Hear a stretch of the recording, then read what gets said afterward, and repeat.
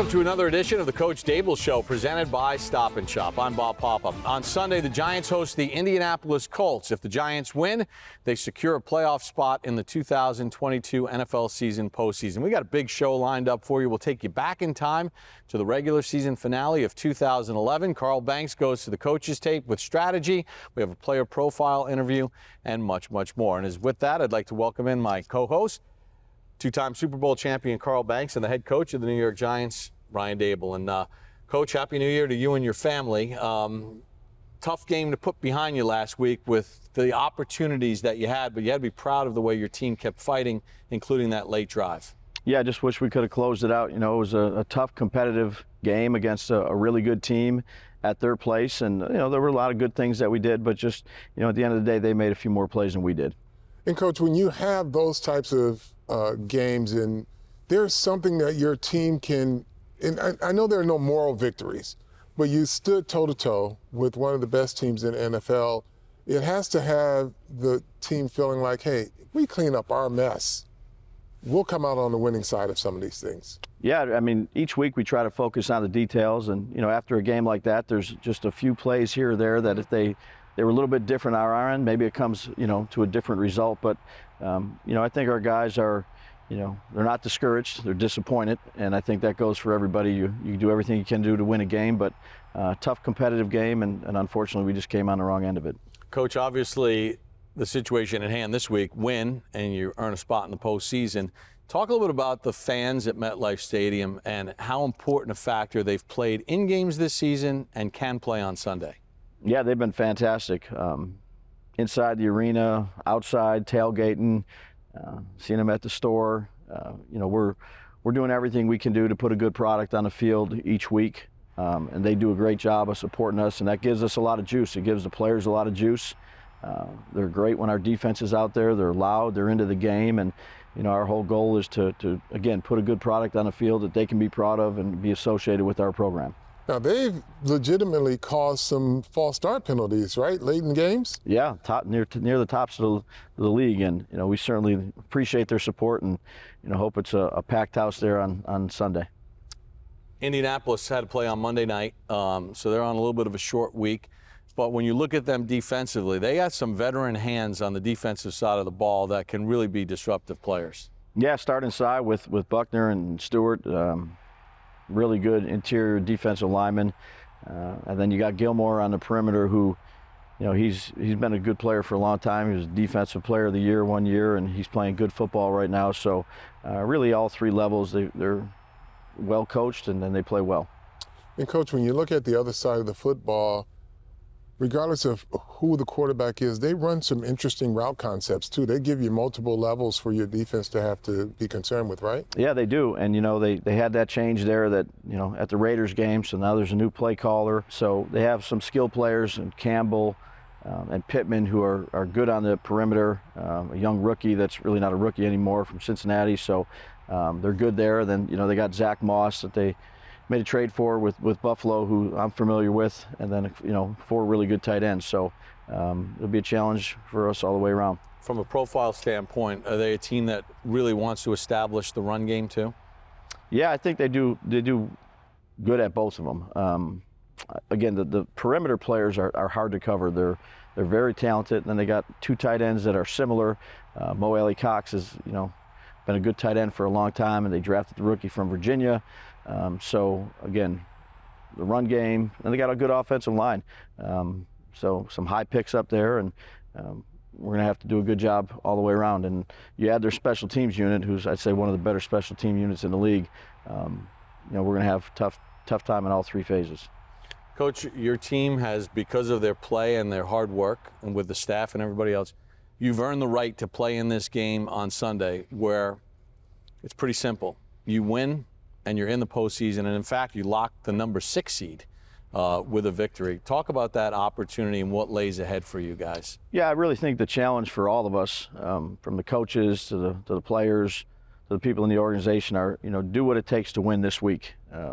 Things will happen down the road, but take care of our business, the things that we need to do during the week, and if we do those things, we prepare the right way, we practice the right way, we put ourselves in a position. We've done that all year long, and I don't see any reason to change.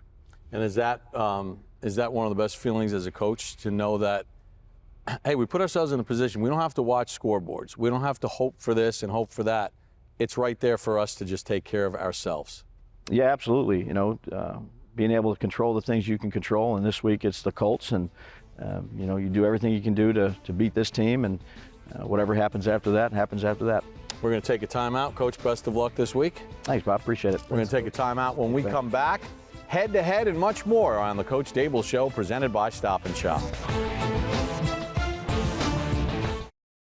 Welcome back to the Coach Daboll Show, presented by Stop & Shop. The Giants take on the Indianapolis Colts on Sunday at MetLife Stadium. Win, and you're in. It's time for this week's edition of the Player Spotlight.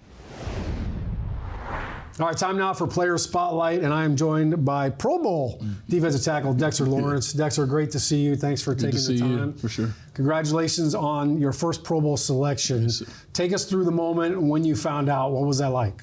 It was like one thing I was like kind of excited about. I make plays here and I do my dance, but just being recognized by like fans and peers and things like that, put a smile on my face. So that was a big honor for me. Well, you're definitely having a phenomenal season, so you definitely earned it. I know it definitely it means a lot as a player. You mentioned the fans and your peers. Other coaches vote on it too, so you're getting respect around the league. Which coach called you?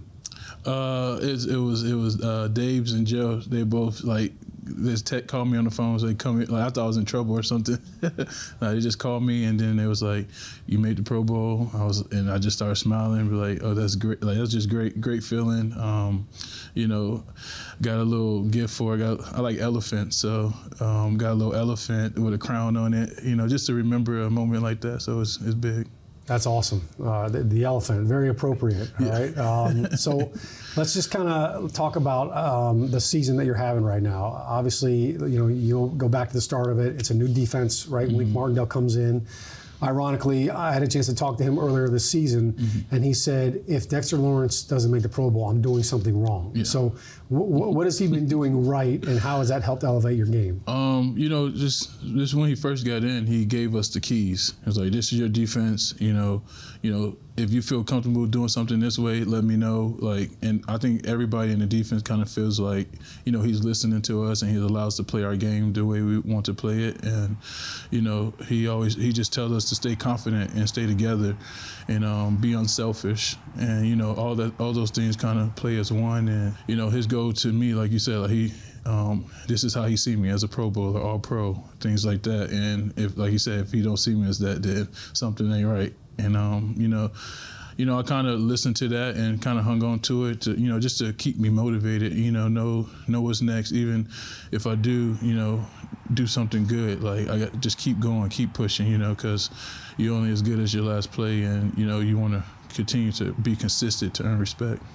Well, you're definitely doing a great job playing at a high level, and it seems like you're having fun, but also seems like your confidence level is at an all-time high. Obviously, 6.5 sacks. You're 5th in the league right now in quarterback hits, so you're getting pressure, you're getting to the quarterback, which creates production for other guys as well. So there's the unselfish play that you're talking about. What role has Leonard Williams played in that confidence boost for you?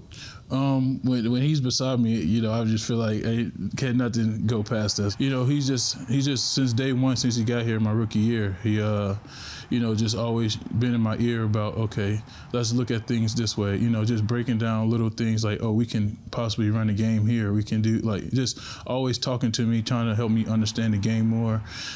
All his knowledge is growing with my knowledge, so we can continue to feed off each other. And I feel like with a guy like him, it's a win-win always. They gotta either play him or play me. If they don't, then that's the game. Yeah, I know offensive linemen are not looking forward to blocking either one of you. Watching you guys on film, look, you can play on the nose, you can play 3-technique, you can move around, which definitely presents a challenge. I ran into your D-line coach, Dre Patterson, earlier today, and he said, yeah, we got to get Dex to stop playing so tight. What does that mean? Tell us what that means from a alignment standpoint. Yeah, so I tend to line up real tight on the center. It's an intimidation thing, get real tight on him, get on him quick, things like that. It smells breath, right? Yeah, pretty much. Talk to him while he's about to hike the ball. But he wants me to line up a little little wider, a little more, so I can play certain blocks better. I understand it. I'm gonna listen. so yes, I would listen to it. He kind of, but with Coach Dre, he breaks it down to help me understand, okay, you can still play this alignment when in this formation, and then loosen up in this formation type of things, because you're getting different blocks when they line up in certain ways. So that's what it was. Yeah, that's great. All right, let's have a little fun. So 6.5 sacks, I mentioned that. You got 25 quarterback hits. What was your favorite sack from this season? Favorite sack? Probably Aaron Rodgers. In London. Yeah, in London. Yeah. You can't beat a London sack, huh? Yeah. Big time in the game. They had to kick a field goal during that, and it's just Aaron Rodgers. Hall of Famer. So that felt great. Yeah. The two-time, back-to-back MVP of the league. So that's definitely a notch on the belt right there. How about this season? All right, so we've got the Pro Bowl accolades, so you check that personal accomplishment, but you guys have a huge game coming up at home against the Colts. It's basically win and in. Yep. You guys have it right in the palm of your hands. What's the intensity like? What's the mindset right now as you approach that game? Different guys, you got talk to them different because they handle situations differently. So with some guys, I'm like, okay, like this, like let's go somewhere we've never been. Guys like Leo or Julian, like guys like that, like it's on us to get everybody right, get everybody ready to go. And guys that, necessarily I don't want to put too much pressure on them, but I'm just like, let's be on our keys this week. Let's make sure, that's just being around guys and learning how they, listen and, accept leadership is, one of the big things. Yeah, this is it. I mean, this is kind of a playoff game, right? So you got to crank it up another notch. You guys are facing a pretty good offensive line with the Indianapolis Colts. Obviously, big Quentin Nelson in a left guard, Ryan Kelly in a center. What have you seen on film from those guys? Don't let them get you off balance because they're going to try to finish you. Yes. It's just, just staying square, playing strong with your hands, playing long, getting on them before they get on you type of thing. And, just going out there with some swag and confidence. And, everybody has, their weaknesses, and you just exploit them for it. Dexter, thanks so much for the time. Thank you. And good luck on Sunday. Thank you. Winning in. All right, don't go anywhere. We've got a lot more coming up on the Coach Daboll Show. Welcome back to the Coach Daboll Show, presented by Stop & Shop. It's the Giants and Colts on Sunday at MetLife Stadium. It will be loud. If the Giants win, they clinch a playoff spot. Time for head-to-head. Here's Paul Dottino and Sean O'Hara. All right, so let's go head-to-head for the Giants and Colts matchup this weekend. First up, Sean, and I like this one. Kayvon Thibodeau against left tackle Bernhard Raimann from the Colts. Now, in his last 4 games, Thibodeau has really been coming on strong. 23 tackles, 2 sacks, 4 tackles for a loss.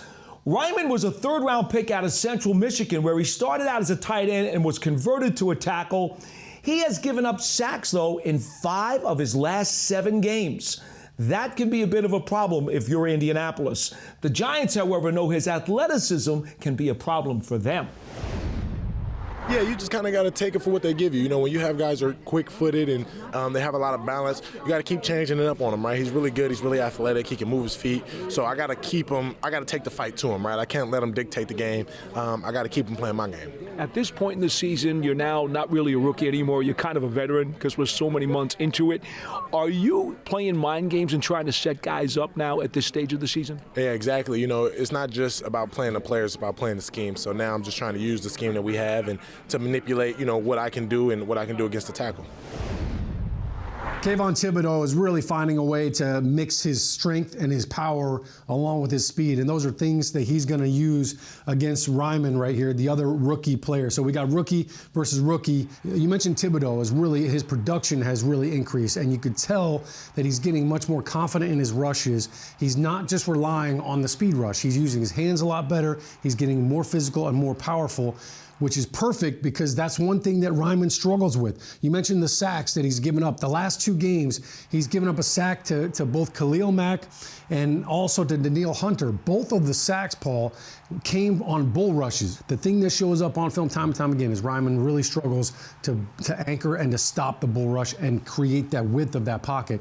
it kind of collapsed. So I fully expect to see Thibodeau doing that. The other thing with Ryman is he has 8 penalties this season. So a lot of that is because he's holding on to guys, and as athletic as he is, I saw him on the combine. You mentioned him coming out of Central Michigan. This guy was an unbelievable specimen. He looked like Drago out there on the field, the way he was running around, the way he's built. But he's just a little bit light, and his punch, Paul, comes from down low. All right, offensive linemen, we're always talking about punching like boxers. Ryman punches from down here, which is one of the reasons that gets him in trouble with the penalties and the sacks given up. Of Giants who have played 8 games this year, only Leonard Williams, Jalen Smith, and Kayvon Thibodeau have 0 missed tackles. He's very sound when he hits you. Our other matchup is John Feliciano against DeForest Buckner. Now, the Giants are coming off a game against Minnesota where they had a season-high 445 yards of total offense, Sean. It was a good day for those guys. Buckner is a 2-time Pro Bowl player. He's 3rd amongst defensive tackles this year with 65 tackles and 6th with 8 sacks. He is a very physical presence. Yeah, he's very different in the length he has. Being super tall, and his arm length is ridiculous. So with him, it's all technique. You don't want to be head over toes, because he does a good job of doing, he likes to do a large step inside to get you thinking he's going inside and hit an arm over. And with his strength and his length, as soon as you get unbalanced, it's kind of tough to stop.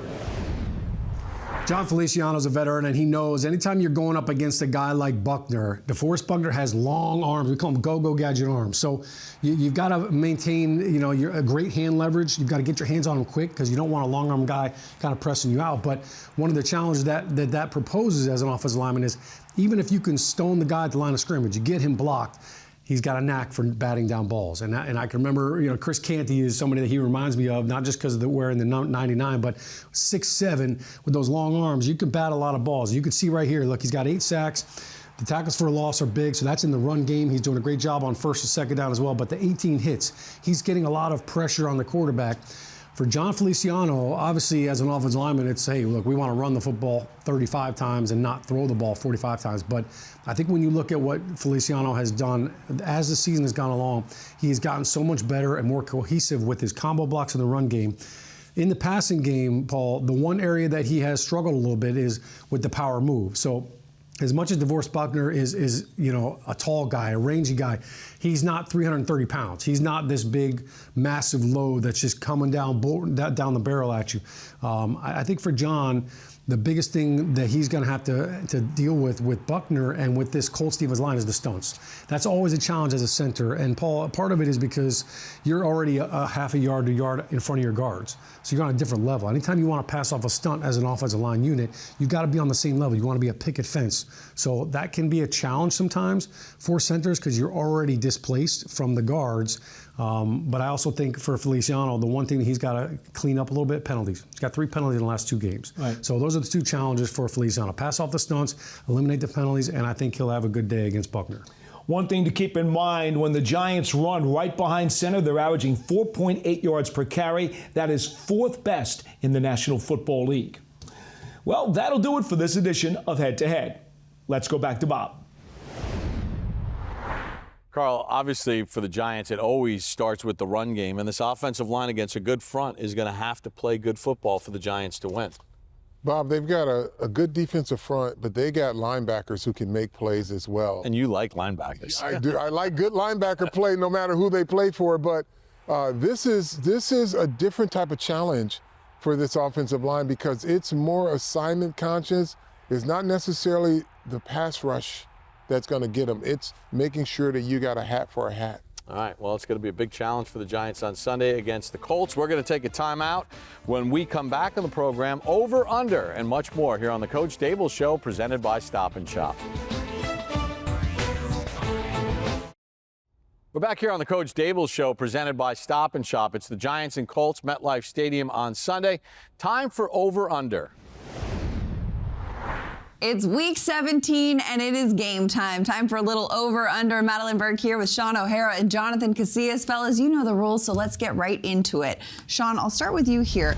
over under 250 passing yards from Daniel Jones when they face the Colts on Sunday. Yeah, it's hard to believe Daniel Jones only has 2 games over 300 passing yards. I'm going to take the over on this one, though, even though statistically, the probability is probably that he will go under. But I feel like it's all about rhythm, confidence, and timing. And that relationship with Hodgins and with Richie James is really blossoming, and we're seeing that trust factor really grow. So I'll take the over, and I think DJ's up for the challenge. Yeah, I think he's up for the challenge. I just don't think it's going to happen there. He's averaging less than 200 yards passing per game. And when you look at this Colts defense, I feel like they're susceptible for the run.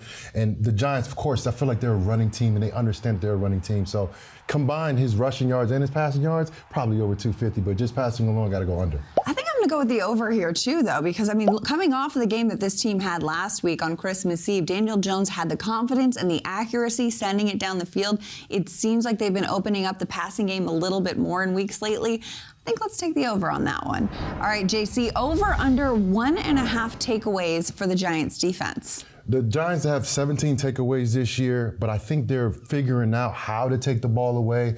These pass rushers, they're starting to get to the quarterback. Kayvon Thibodeau's having kind of a breakout second half of the season. We'll see where Aziz's health is at. But they got guys that can get the ball out, and that'll help you on the back end as well to create those opportunities for interceptions. Yeah, I'm with you. I'm going to take the over because of that. That pressure is how turnovers are created anytime you can get to the quarterback, and Dexter's been doing a great job of that. The Colts have a rookie left tackle in Bernard Ryman, who's kind of struggled at times with some bull rushes. And also, we don't know who's playing quarterback for the Colts, but I know whoever has been in there this whole season, they've been very charitable. They give it away, give it away. I think their favorite band at quarterback right now is Red Hot Chili Peppers. Absolutely. Give it away now. I see what you did there. I'm going to go ahead and agree with you as well. 1.5 takeaways. I'm taking the over. Nick Foles had 3 interceptions on Monday Night Football this week. Sam Ehlinger, another young guy. I think the Giants can capitalize on that and hit the over as well. All right, Sean, over under 135 total rushing yards from the Giants. Yeah, total rushing yards. To me, this is an easy over because we're not just talking about Saquon. We're talking about any kind of gadget plays and Daniel Jones. So I'll take the over. The Giants have rushed for over 120 yards in 4 straight games. So I feel like it's all about when you're playing your best football, and they're doing it right now. Yeah, and the guys that spell Barkley, they're doing a good job whenever they come in and get carries. Breida, every time he gets carries, he gets 6-7 yards per carry every time he's in there. We know about Daniel Jones when he creates off the pass, when he scrambles, not just the design run plays that the Giants have, but also the scramble plays by Daniel Jones, and I expect them to do that, so I'm going to go over for sure this game. Overs across the board. I think 135 is absolutely doable for this Giants team, especially against a Colts rush defense that allows about 4 yards per carry, and the Giants are going to be running the ball. All right, lastly, JC, over under 6 receptions from Isaiah Hodgins. Hodgins had a career game last game. Look, I think he's emerging as one of the go-to receivers for Daniel Jones. Some drops by other receivers might have him favored this week to get more targets. He had 11 targets last week, which is a whole lot. Daniel Jones is not a big thrower of the football, but I think it's going to be his favorite target, so I'm going to go over. Yeah, the fact that he had 11 targets last week, I could see him having even more. So I'm going to take the over as well. And I think we're seeing the confidence that Daniel Jones has in Isaiah Hodgins, that, hey, I trust that you're going to be where I need you to be. And if I put that ball on you, you're coming down with the ball. So I think that trust factor is there. I don't think people realize how big Isaiah Hodgins is, how tall he is. So I wouldn't be shocked to see a little bit more down in the red zone, maybe a little fade route, let him kind of out-leap and out-climb some of these defenders. Well, as you mentioned, building that trust, building that chemistry is imperative. He had 11 targets last week, 8 catches, a career high for Isaiah Hodgins. I am taking the over as well because as that trust, as that relationship builds, so do the opportunities for Isaiah Hodgins to be catching those passes from DJ. So definitely looking for a lot of that on Sunday at MetLife Stadium. Let's send it back to Bob and Carl in the Fieldhouse. Carl, it really is an amazing story what Isaiah Hodgins has done. 3 touchdown catches. Guy didn't even know what his future in the league was, and now he's a focal point for the Giants offensively. Well, that's the beautiful part about this game. It presents opportunities, and those players who don't give up on themselves and really believe that they can make contributions, and this is the right fit. Opportunistic, he was available, and he took advantage of his opportunities. And it kind of speaks to the tone of this whole Coach Daboll regime is meritocracy. Yeah. You know, guys are given opportunities in the games, and if you make the most of your chances, guess what? You get more turns. Yeah, and the more they believe in you, the more targets you get. We're going to take a timeout. When we come back, we'll get to the X's and O's. Carl Banks will have strategy here on the Coach Daboll Show, presented by Stop and Shop.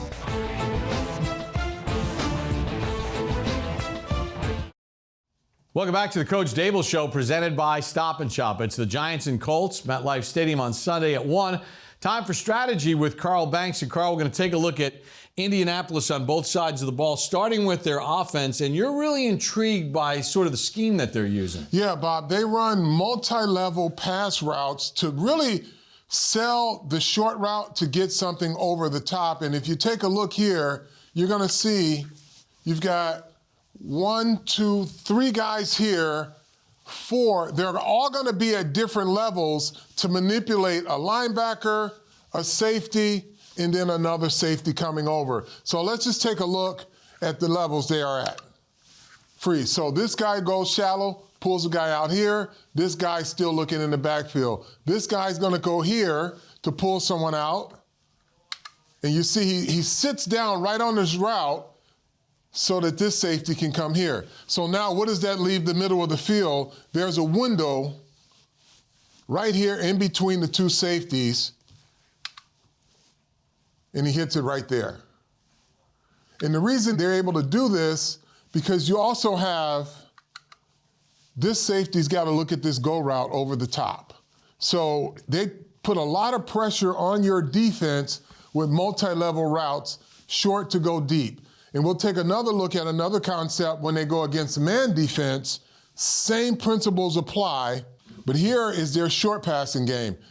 Giants have seen this a lot, wide receiver screen, but the key to this is just good running, good balance, he stays up, and they block it and execute it very well. So they have multi-levels, multi-ways to attack. Now let's just take a look at this one against the Raiders. The Raiders are in a combo man.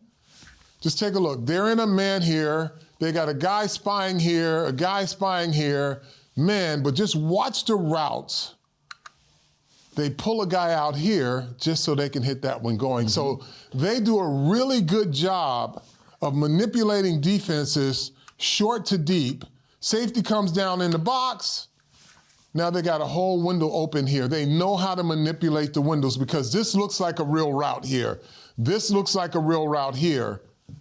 But what they really want is in that opening right there. So their combination routes are really good. So if you're a Giant defender and you're going to play deep to short or short to deep, you've got to know that there are going to be plays to manipulate you to open a window. And you see the speed that he has, too, which is why they're trying to get him isolated to that open area in the field because he can run away from people. Sure. Let's take a look at what they do as far as pressure packages are concerned. Pressure packages, Bob, it's no different than what the Giants have seen, but Ngakoue is a key component to what they do pass rush-wise.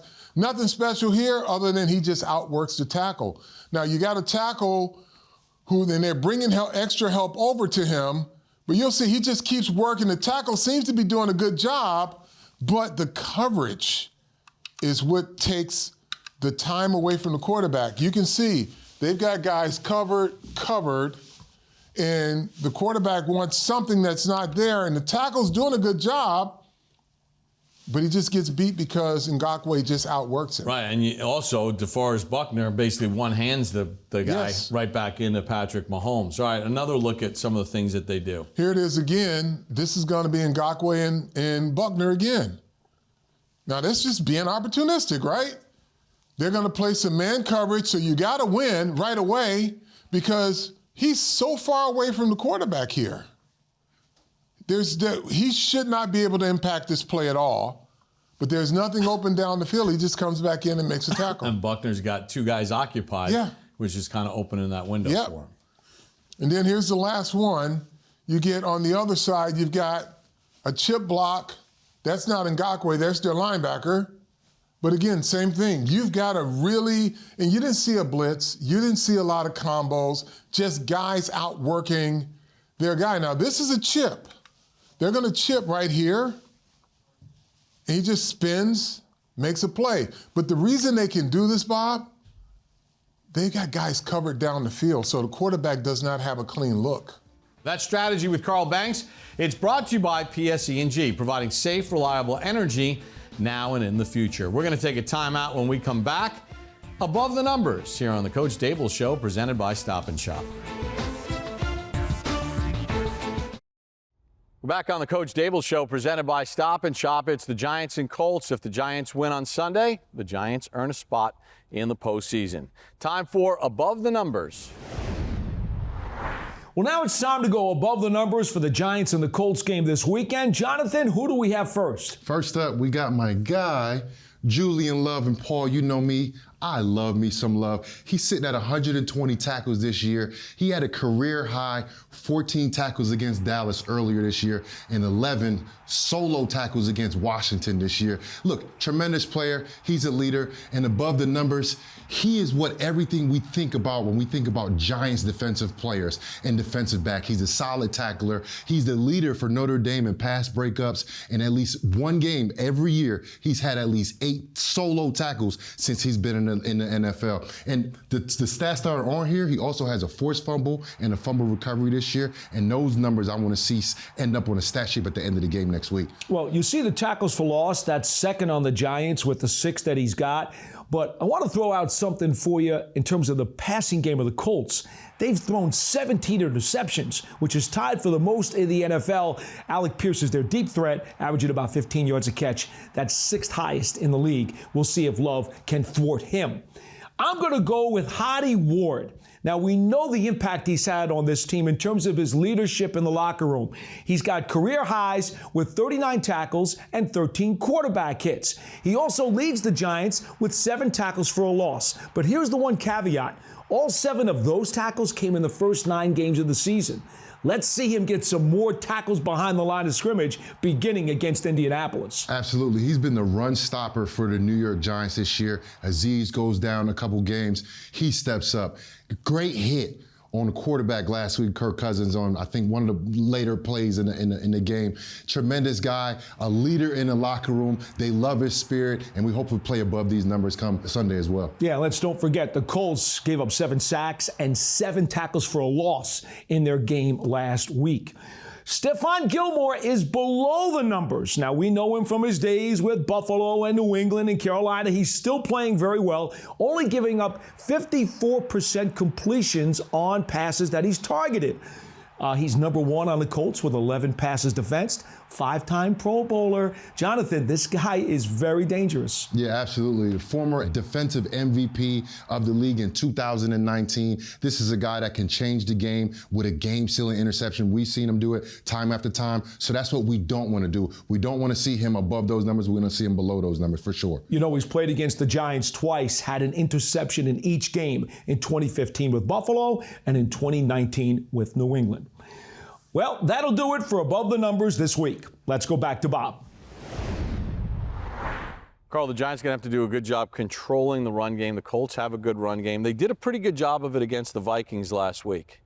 Yeah, I mean, controlling the run game, but also playing in both phases, because the one thing that the Colts will do offer their run game, they have some pretty good pass schemes out of play action. So they've got to be really, again, assignment conscious on that side of the ball as well and not guess. They've just got to play their assignments. Well, everyone knows what's at stake here. If the Giants win this game on Sunday, the Giants will earn a playoff spot, and in fact, they'll be locked into the 6th seed. When we come back, we'll take you back to 2011, the regular season finale. The Giants and Cowboys. Win and you're in. All that and more here on the Coach Daboll Show, presented by Stop & Shop.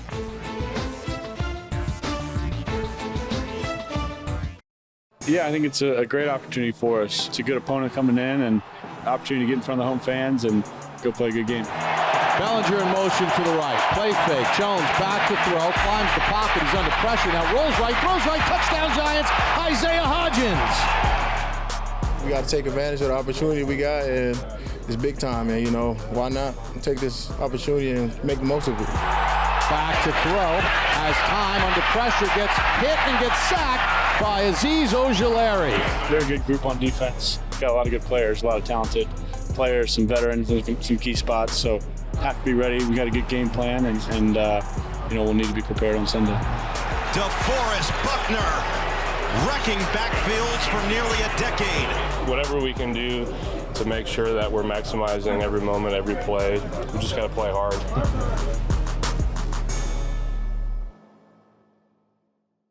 Welcome back to the Coach Daboll Show, presented by Stop & Shop. A Giant victory means they're in the postseason. In 2011, on New Year's Day, the New York Giants squared off against the Dallas Cowboys at MetLife Stadium. It was winner take all, with Big Blue earning a trip to the postseason and eventually another Lombardi trophy. In the final game of the 2011 regular season, Big Blue would once again face off against their bitter rival with a playoff berth on the line. Every time you walk out that tunnel in the stadium and it's a divisional game and it's the Cowboys, like that is a stage set for a king to shine. The NFC East Championship at stake tonight as the New York Football Giants and the Dallas Cowboys square off for NFC East supremacy. We're 60 minutes from being NFC East champion. Let's lay it all on the field. Hold on 3. 1, 2, 3. Hold on. We needed to win out to get to the playoffs. We knew this team was in our way in order for us to get there. And going into that game, we were clicking on all cylinders. This is a 3rd and 1 at their own 26. I remember getting my release and shaking out to the sideline, and Eli hitting me right in stride. Throws it left. Cruz has got it. Down the left side, he goes. And I start going up the sideline, and I'm hitting it. Across midfield to the 40, to the 30.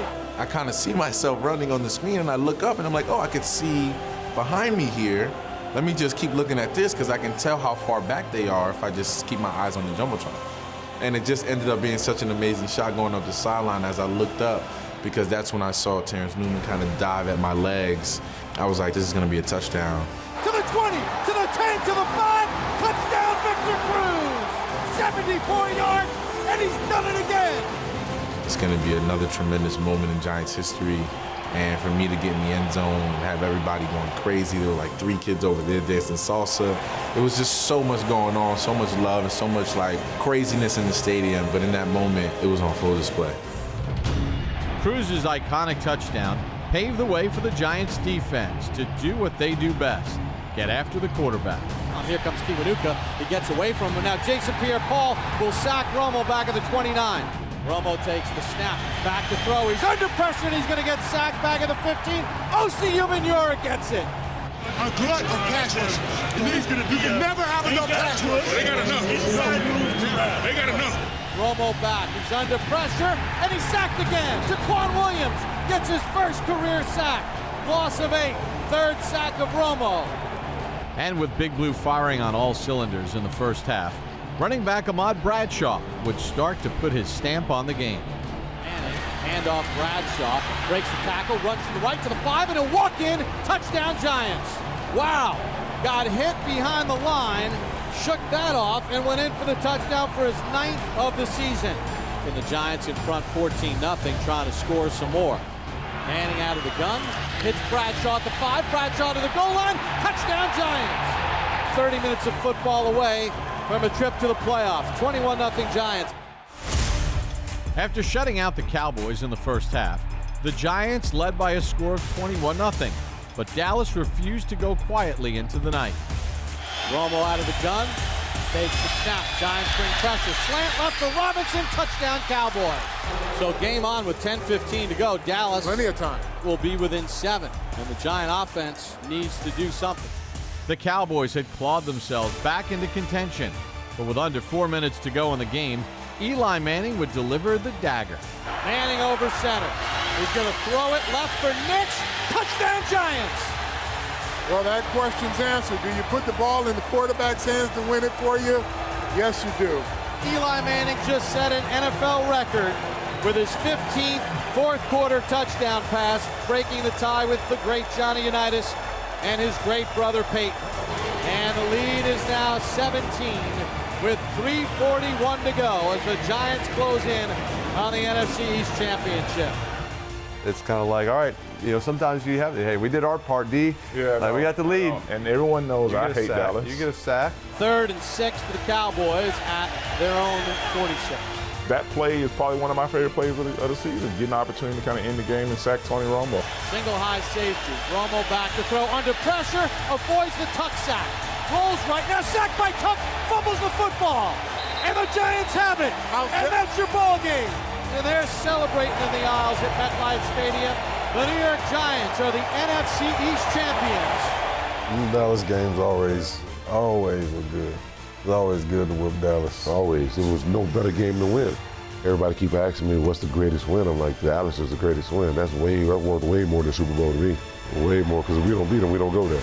You know, so it's always good beating Dallas, man. Congratulations to the NFC East champion. Yes, sir. Great job of finishing now. Great job of finishing this part of the season. Carl, obviously Eli Manning, Victor Cruz and company. Cowboys came back in that football game, and the Giants defense had to make some plays late. But is there anything better than controlling your own destiny? It's the best feeling in the world because you've earned the right to be where you are, and now you just have to go finish the deal. Do what got you here, meaning playing good football and making the plays when they need to be played, need to be made, and then you'll advance. All right, Giants fans, make sure you pack the house on Sunday, 1 o'clock, Giants and Colts. Again, the Giants win, and you guys have been a factor this season. You've heard the players talk about it. You guys have forced false start penalties, delay of game penalties. Giants fans have had an effect. As Carl said at the beginning of the year, let's make MetLife Stadium a home and not an Airbnb, and it certainly has become a home field advantage. This week's game is presented by Verizon, the official 5G network of the New York Giants. Verizon, America's most reliable network. So for Carl Banks, Coach Daboll, and our entire crew, I'm Bob Papa. Make sure after the game, all the post-game reaction with Giants Post-Game Live, sponsored by NFL All Day. For Carl, Coach, and our entire crew, I'm Bob Papa. You've been watching the Coach Daboll Show, presented by Stop & Shop.